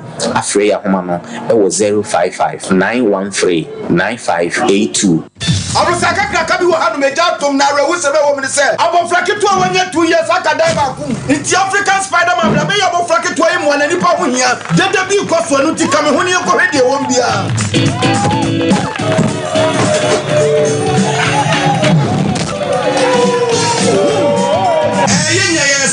African Spider-Man ba be sebo abofra ba preocupe ne hu African Jack wo ba be sebo abofra na wo secret kura no anything in boost herbal mixture and only me secret na dia na ye na me yetua na ma ho keka e wo fom ana police me di one dance say me say menye na me nson hwe na me so he no a boosting immune system ama say me train na me ntebre me timi di kama ama ho keka wo dwom so ekoso me kura so me ta yale ama mai latitude me nya ba ko eyeje na koso he hey Spider-Man what a quiet who fa me kura chen ubenya imbus herbal mixture e wo pharmacy anase herbal shops apim for eni nkola omundi fie dumienu enom FDA agigede nkatwe atu the luckiest star 712 hash luckiest everywhere the 8k hey you get an 8k get packing so nya kokuma so wallahi hey wait you go put it on his tab this is my man good luck the bill ready you star 712 it's much more phone I'm on dial the magic number star 712 now welcome to the luckiest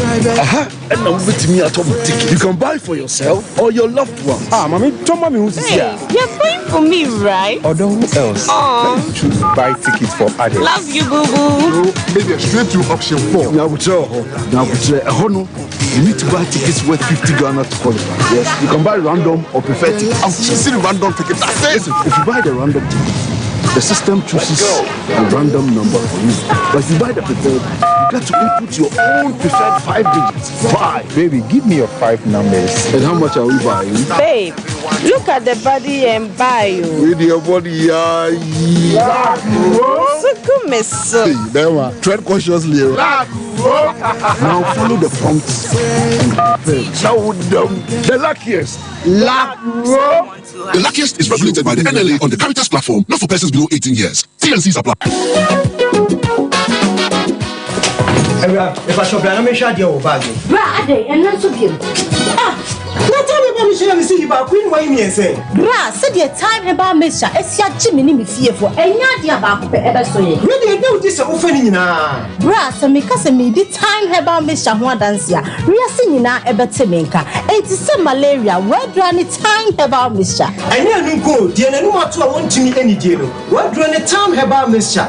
A drink and your ma or bar waffle fruit. Dear one mark for down for any aquada when you fear do me, and son of the time about Mr. Drabino. She's a walk hospital and answer lab. I'm what who said, oh, a 3-day malaria be answer. I also time me a TIME. Time about Misha. I feel malaria fever be at any ziba a woman. Ubenya be at all, over the counter medicine sellers. Any herbal shop to draw namu. FDA agi a judging cratoy at all. Kind of way, tell you so the more money promo nabo.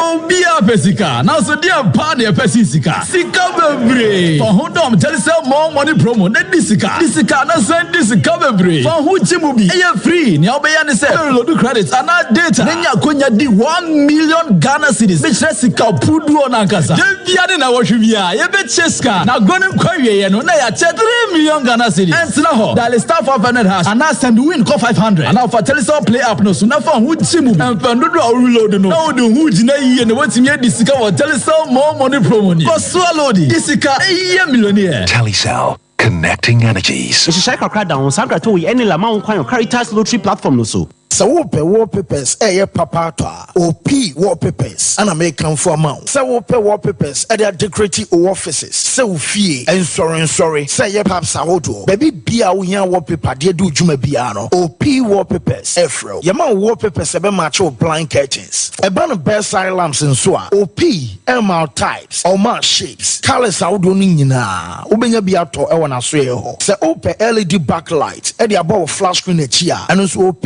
mobi. So per selfie ring light. I'll do phone bishim. A OP wallpapers and a bema selfie ring light. OP ewo Kumasi Doom. First floor. Nana Kwesi Ajman building name. Tafo GNTC building first floor. Ana chronom or barrier on the market and edian mche. So open wholesale and answer retail. Any OP any in Sawaso. Free OP our 0540 353750.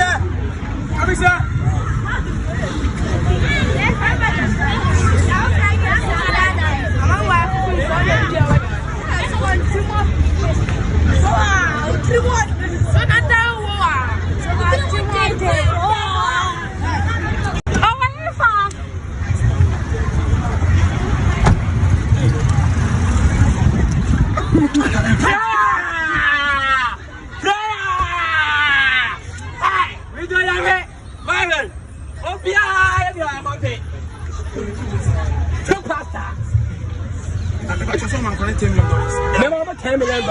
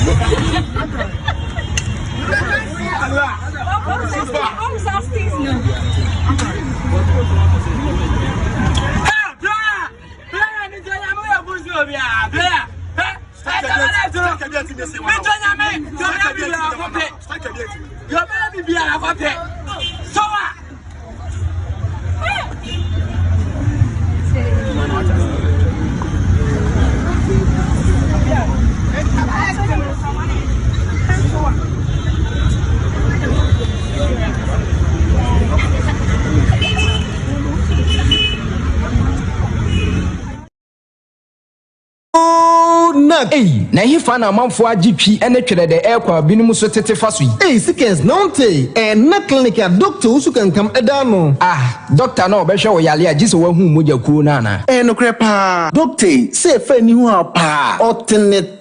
Hey, Dr. Usu kan kama sem na obeka ha. Na me na wonwun so mu ha o mekire mu a prostate problem. Doctor hwe no, e ma otimi dwonso e. Oyiwa, doctor sanso say yade bi ti say hepatitis B and C mekire brebum yade, diabetes si kire yade, pressure mekire moja broso. Enam yade bia doctor tenete. No me masem entimi nkoyi empo so obema no ewu kra. O ba doctor say for garlic ba ko pe ebra. Na obema we ye bema asanso atde wompem. Say eya kuban yade. Ulcer, fibroid, kidney and liver problem. Oba unukunu apawa ansumunya bie. Wana owo entini ni dompemu hawo. Minua no mema wo pese mo bema eya kese. Enie minua kire me bia doctor so ewo. Ye kumase atiase ebrem ahemfie ne soro ho a Daro Salam school no enchempe. Fred doctor tetefu so 0599 311 311. NAC Clinic, we bring your smile back to you.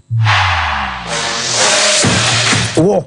Yabefie na yaba to asuluta ewa ha na tell us say more money promo no 1 million Ghana cedis and a daso medical kan asema cho say o ya subscriber na say o Vodafone na say Telisa network ne so a and one say obe dial *500# and so be send the win and ya call 500 now cause one to airtime cause na your data bundle a good phone and our fifth broadband ne so the more na we yen nyina na be ma o chance so astan day and as a brighter say obenya scan be debia and then now what tribia no 30,000 Ghana cedis and so ebetimi ayo diane nyina no and so and can say more money promo at Telisa and so a deba dwumadi regulated by the NLA o ma darumana just say dwumadi no ye de ema ye tie for Jean's toothpaste and Jean's toothbrush ya money as Jean's total care Jean's whitening and afi Jean's say ba nyina no obepe bi atodo de be brush utiti bia no eboa amanyoman so we pay ediamao and some num osene benya hoden kama wonum nso ebete obenya minty breath just wonum ebe hwam amaduane bi abedi bia no obetene de eba sanso awo ball gam ene osene enso ho ban just to brush no enkwada de wom emperfo de enso kan just dwama nso enye na okwa abomoden se obepe bi enso ato household bia no muhia bi just omadaroma na anope no ye de ensem nyina na ema ye tifoluta se bibia find here. Oh, fancy nyame adom na oswe. The nyame asakra. Yan shen sem na senior monitor. And from me sha selfie. Colombia ho and a FIFA under 20 women's World Cup no. Egusua etotwa. Na no kase no na Ghana the Black Princesses about one first game opener against Austria. Na Fofia Ntuata and Yaguna Bamo. Coach Yusuf Bazigi and Mabawa no ekojina kono editing tam so nwentamwa nanso nye de Ghana ye pe ele timpa mu 90 minutes no ebe no nese Austria ache Ghana the Black Princesses ache ye kamienu amyete akanum baako Ghana babawa ye fenum Estela Nyameche ele nya go baako edma Ghana nanso no antima mo Ghana amyen secure even a point nem coach Yusuf Bazigi ese ani daso Ghana ye next 2 games aka no keneke Ghana ebetuma qualify ma bibia eso aye kama na enu akini nwram na yenye adwuma the Black Stars aso ye empanyifo se fina ba so ne yedie ni nyina no se AFCON qualifier ni nyina no se Rama Ghana on Thursday akinachi Ghana no oman ye fen Angola and the airpem so Angola pm ɛwɔ Ghana ɔmotwa bear kama na Black Stars ɛnura with 10 players na already ɔma report to a camp no ɔmotimi first training ɛwɔ Accra Sports Stadium ɛma bia so etimi yɛ fine na nura ɔhwɛ Frederick Asare, the new captain of Sante Kotoko, Jojo Wallacott, Abdul Fattah Wishaku, Thomas Partey, Antoine Semenyo, Sasa Thomas Asante, Ebenezer Anaim, Yawo Jonas Ajete, Tariq Lamte, Ibrahim Osman, Omo and Anomia first training. Our class posted to maybe Bayer Kama. Then watching the young chair, Abra Ghana Football Association president. Ket ES Wokraku etimi arrival akwakoshe the first aid training Adama Black Stars no na bibia so ekoye kama na bibia dana kwamo na omu training ket no say the oye feeling papa. If you say the football na man for ajetuma nkasa chief of staff ne di nachi no o secret no my main man o secret na urama yanhwe na Fattah Wishaku after training no ban we no what the insebi to against on my konkran goal game na beba so no yente nsema Fattah we to ga. It's just another game and we just go with full energy and as we always have the support and we are ready to also give all for the nation and yeah we are just going to give all and take a win. I just want to say we need the support and we are ready and we are going to give all for the nation to get the 3 points.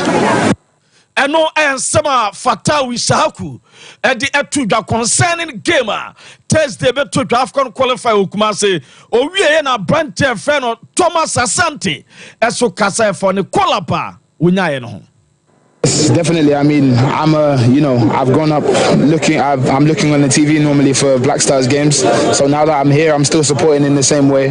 When I'm not on the pitch, I want us to be victorious. And when I come on, it's more of an opportunity to make a difference. And I've got that in my heart that I want us to be successful as a nation. I've seen what we've done in the past, and we want to go on and yeah, Brandon Thomas Asante.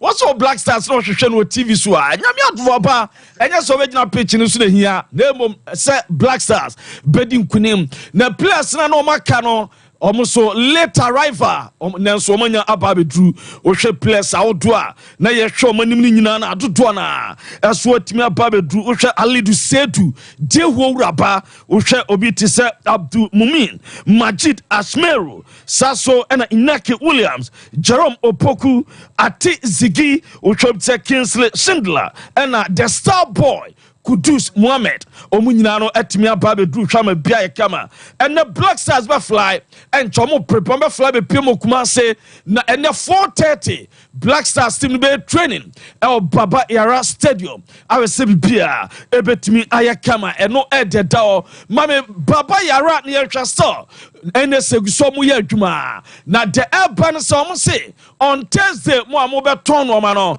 10 o'clock anopa no ndu no ma bia gate no ede amamo evi some percent crofo ban tomba so a oso mu didima yefunu shama entuba 10 a.m. no ma bia de amamo ambeton ade no spectators be hwa ade for no eso 12 na se bia so nese bia kama na no kase Black Stars team no enam kwanso a omo ebakum asese dem de tu anim ese ne by 4:30 be training na central fan supporters ebetuma kwa na urama enwram na owura ye friend Sheda enu na Kwame Bediakon the independent presidential aspirant Sheda no nese onu na a new force movement eso eba na no launching manifesto no na wakasa so nye tumbe Ghana mampanyina sports the obedi afa ho.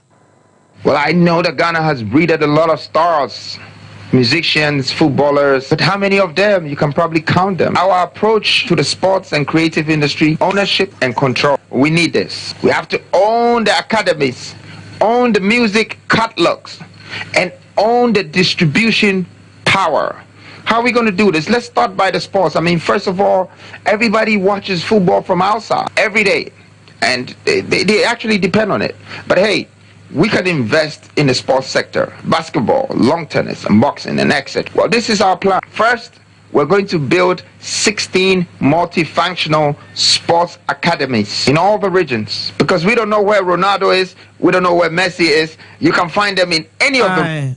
Anyway, they fancy kotoko team no so no nyame pa uchina na team na be pemu Kumasi na on say on be call ni DC United akobo na players in first batch beko akopiem on cry from Cape Coast no ma ko visa e won sense mu wi ana o ma ba be pemu Kumasi nti dey through eba eso no wo me da say Luther ma ye ne police ni edro Imboost pharmacy ene Imboost ba me hwanwe amof atisen be ma woko okay me da say message na ho ye Krista Domboko minia bema madam yasipa Imboost herbal mixture ati wani mo Imboost herbal dey no onze Mrs. Etimin Sabunkumusui Okonkra nyina ono na ye PRO okay ono na kasa ema Imboost herbal mixture ntene o Kumasi obabedi na kakra wa ha ntina Mrs. Ekame hono ntine de Mrs. Beye talking nyina na mum kakra bi na afa megemu de ama Mrs. Nti mpesa obese me time no because is oya ya na jo time ya Imboost pharmacy medical de afa ho Imboost pharmacy yetunuro ho etunro womo ye pharmacy eye OTC over the counter drugstore de can bia no Dr. Steven Yaku Sharp wako akofa nura ba bi ku ho nenu nso akofa bae no watetetete so ade ba ku no se na nim se pharmacy adwuma no kra bi o wa ebi mu na ye ne hu ba we no wa ye no kitenkete queens tim go vedru be na de queens be na aduzo 20 bezos wow we more business idea yaw go uze za party yaw nyamie no kreni awa 1.5 we say den ka beton wo timi do 1.5 nya wo tena men kama asem ade no nyo na o ye mi interview no me ana me ye ma ade enti say over 1.5 sa now the be 200 cities atoso hey yaw akukudro no ba wako obi di 10 billion no ba ono ne de 10% spend na ekotoso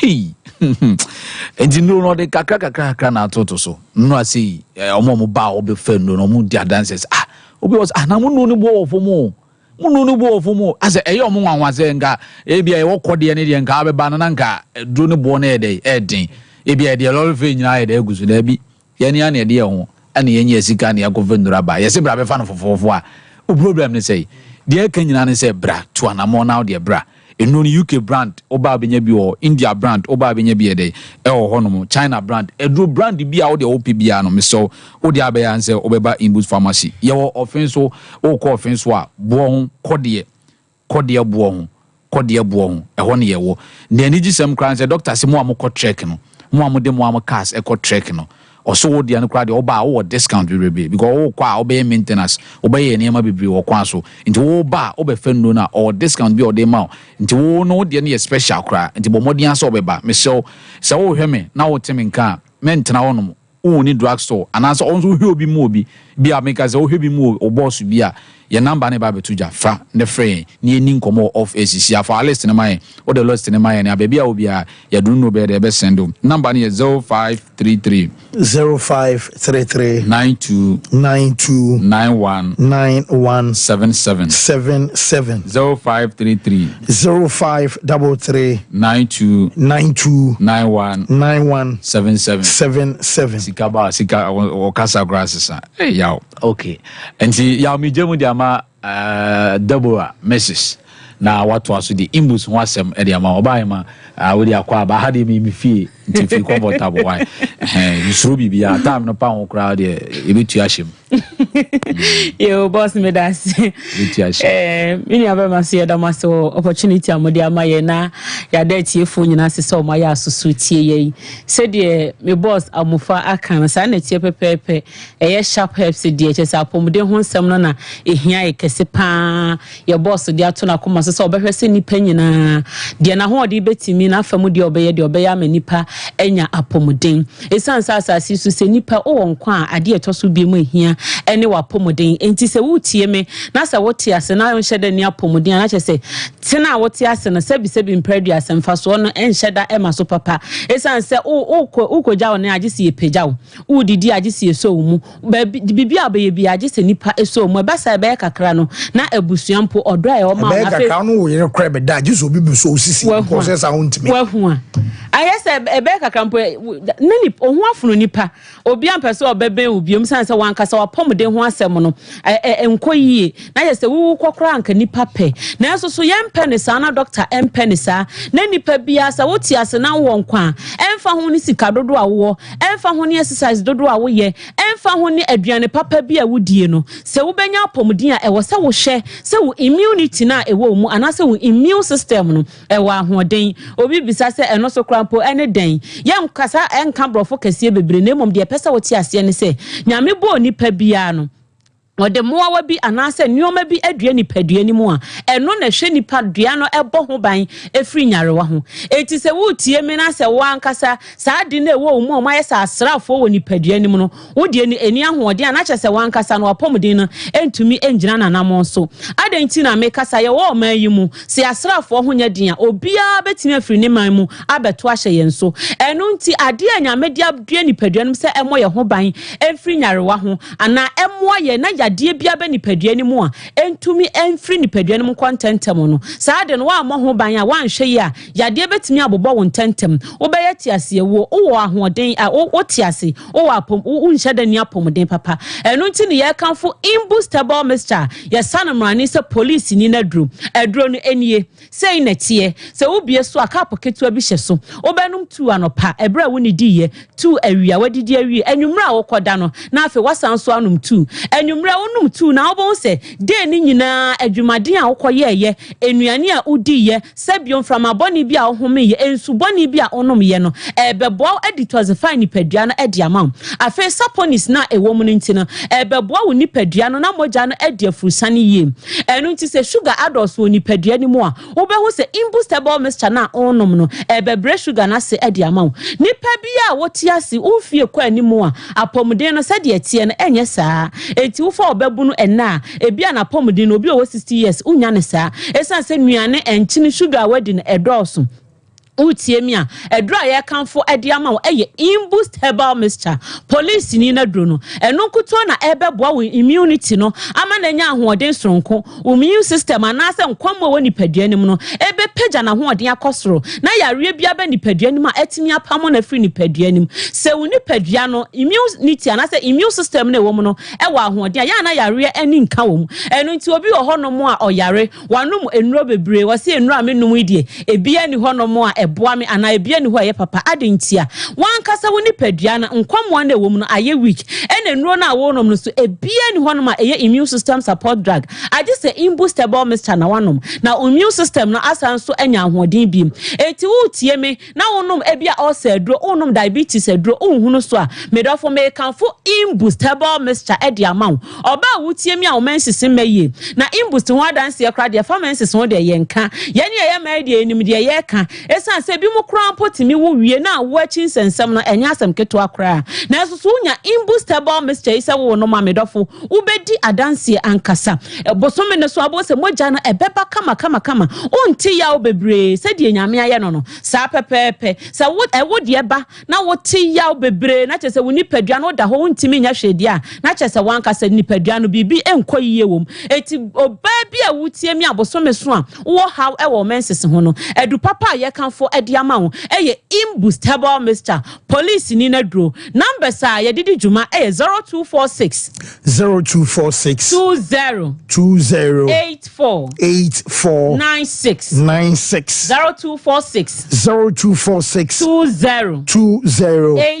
84 96 edra ye kanfo edi ama etiefo ni adofo a etie ye ni ahwefo no obi a wontimi num bi eye oba a wafafuro ana oba a ma abofra nufo ana akra wonya mfie dumienu se wonya sa nkofo ibi dia utimi num adro ibi oba sa wo wie no wonya complications bebre yakoye operation na surgery complications ne dolso me pa cho se utwa oba nufo a utimi sha ase sa wonunum imbustable mixture ebe boost immune system no ebe boasiesie o ma yam di amount oba bia immunity anase immune system nkwam we woni paduanim no na ho ode wo for me pa cho white betete o afa wutiri nwi kura no enhye damfu ye so ahu medie se die sitie no untimi nya bisa esan se wan kasa woni paduane niema enhye dan kwaye wom eno nti wo tie me na wo yoba na pese wo siesie woni padua wo pese wo siesie ahemfie ho na ho ye kama ye kanfo imboost ade amount afa be ma wo tie me so ebi a stress nti untimi embo adwuma ye ebi anamu yade bi abahinta woni paduanim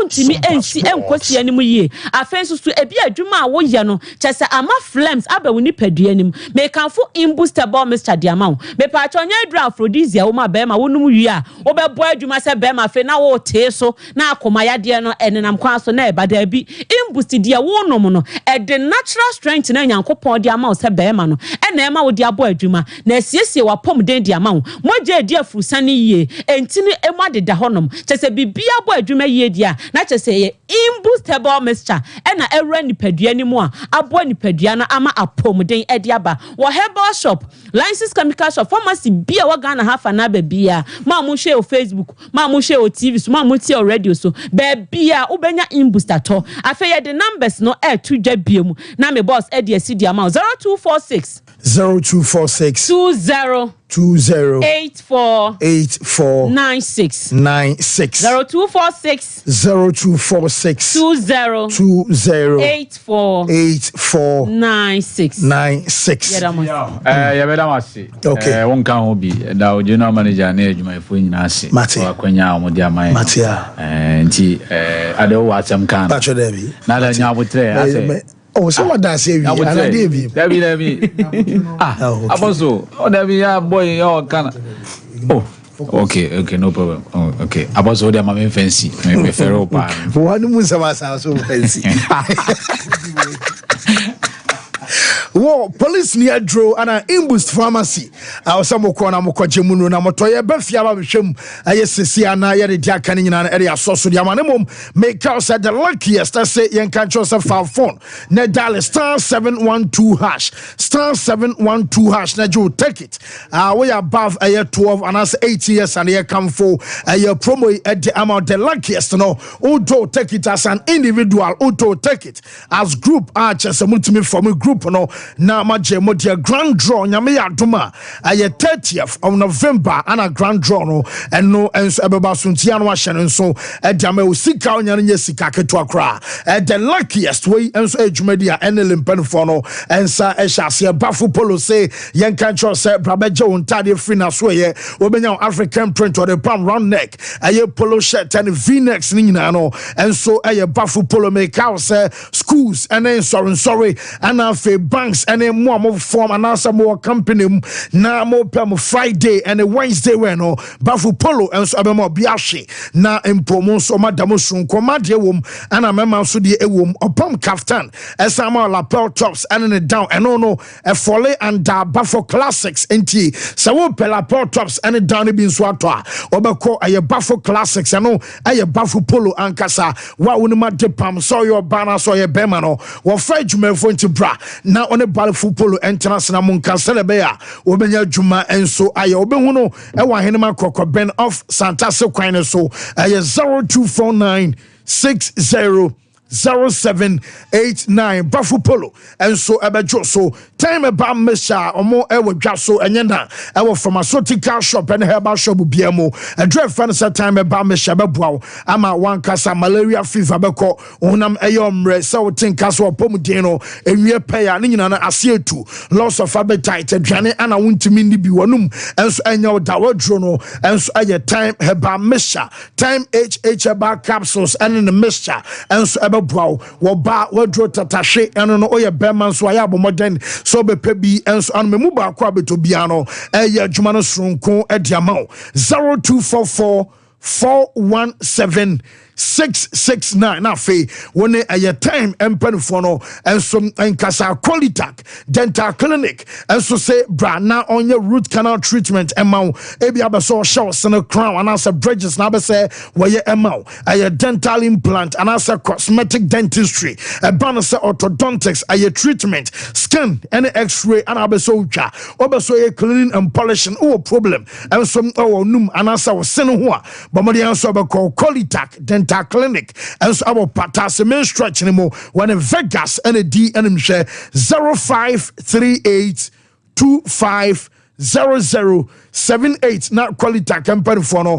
and some enjoy so and nunti overcall a express group hono over so quabridge so ye school ni we ye nurse ni we ye midwife over so kona okotro juma so ewa manone school ni our scholarship fully funded no and so a express group amona boa o visa o ticketing and in over so Canada, US, Australia and New Zealand and abeso kwa on the Qualitac company for no and so enkasa kumasia oba our safule barana about a fee obako edum railway baby a police station one sa ebe kan na fe nkran so obahu mo ewo aye connection first right on my pay aye 0555550067 now on the express group and perifono and so enkasa Mike Fancy may I say well yenya two Ghanaian players or manya kwenya no Korean Sompa Barcelona setup but I think we are a young player will join a Barca now. It is the good time to join them.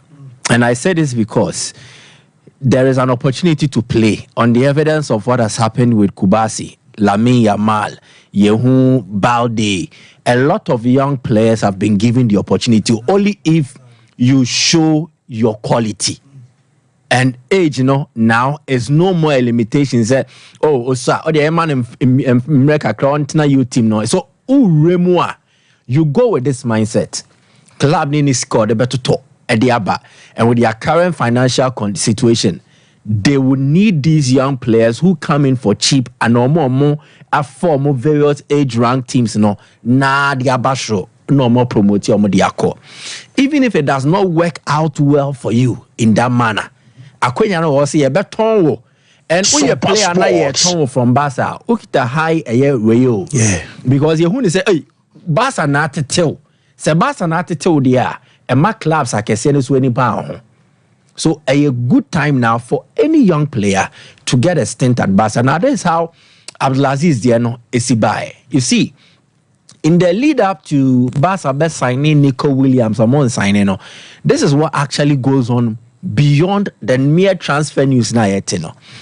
So a contact from a top executive, Memodi, on the basis of Nkomoni baby free and to protect a year for the basis of anonymity. There's a yen to ding now in the OT way direct. So a top Barca executive, I will rank Barca and Penifua, or be number 1 or number 2, made contact with a top football official in the country.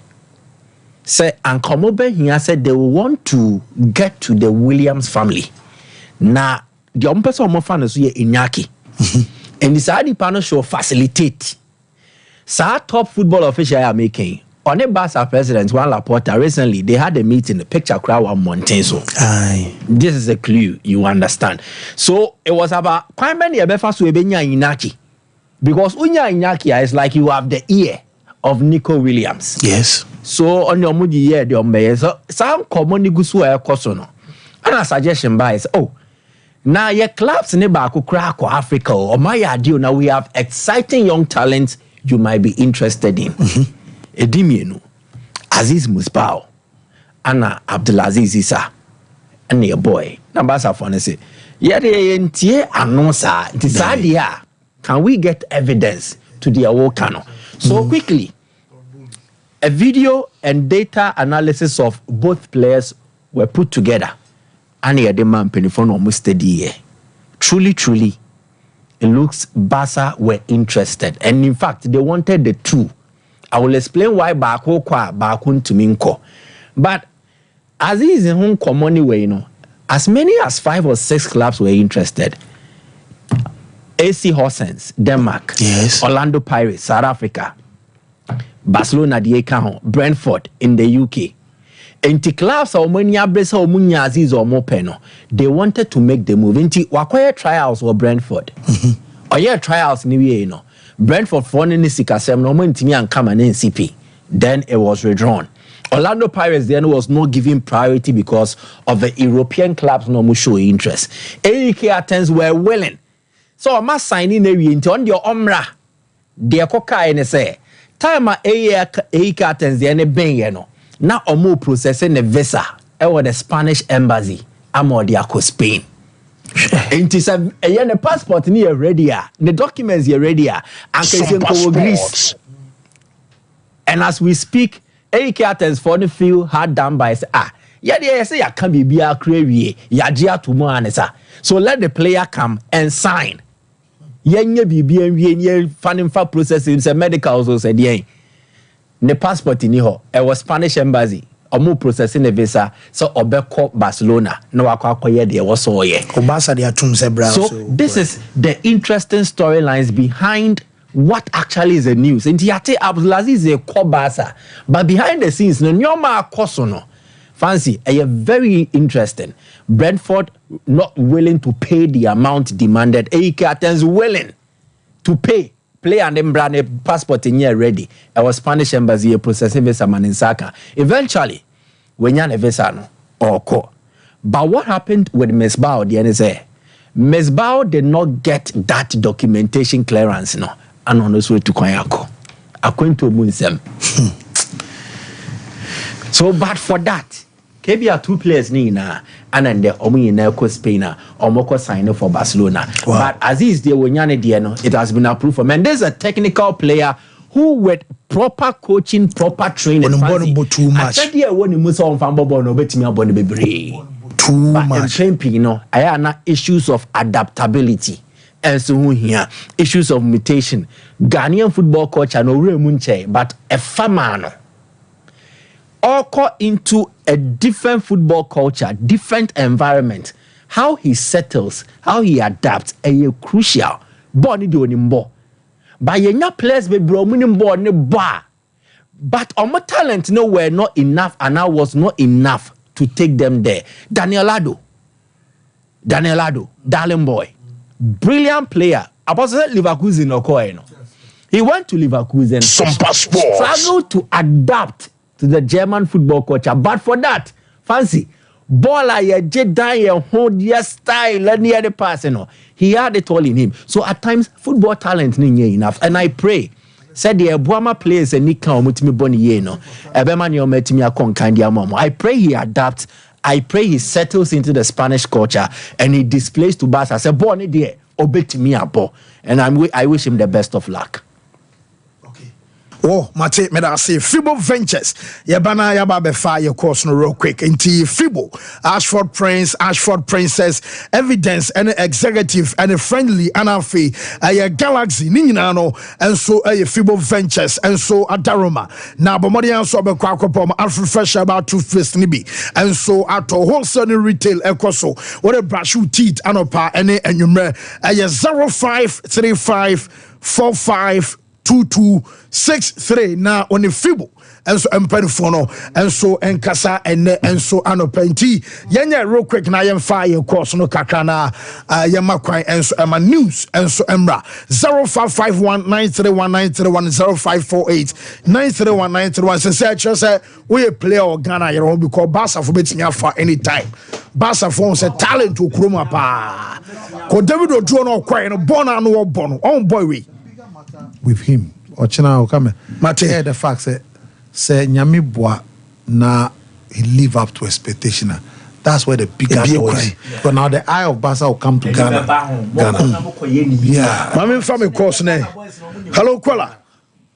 Fancy. Yes sir. We go national me do